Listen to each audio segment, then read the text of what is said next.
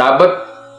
ergaa tana sheer godhi kooppi liinkii godhi ergaan tun sababa kan keetiin nama biraa bira yoo hageessu taate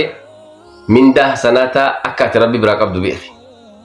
unshurul khayra lil khayri addaalu ala khayri kafaa'ilii namni ergaa takka sheer godhi nama biraan gee waan ergaan sun mindaa ergaan sun qabdu guututti waan nama sanitti ergisan guututti mindaa isii qaba jan sheer godhuudhaan laayik godhuudhaan sabskiraayib godhuudhaan fooloo godhuudhaan maamila mana keenyaa tahaa wal haa jajjabeessinu barataa Nasraddiin jajjabeessaa galma guddaa akka geenyu ergaan nuti dabarsinu hawaasa bira akka geessu barataa yuunivarsiitii Islaamaati yuunivarsiitii Imaam Shaafi'ii ergaa nuti asirraa dabarsinu hawaasa fayyaddi waan ta'eef dawaa dhibdee nama sammuun dhukkubsuutuufi nama sammuun dhukkubduutii fi nama hudduun dhukkubdullee waliin wal'aanna waan ta'eef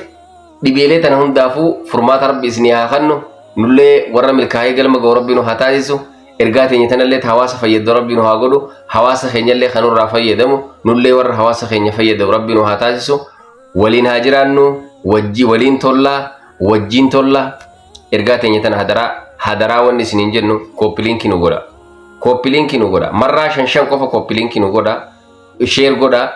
hawaasa bira ergaan teenya nu haa geessu ergaa hawaasa dabarfannu qabna dhaamsa qabna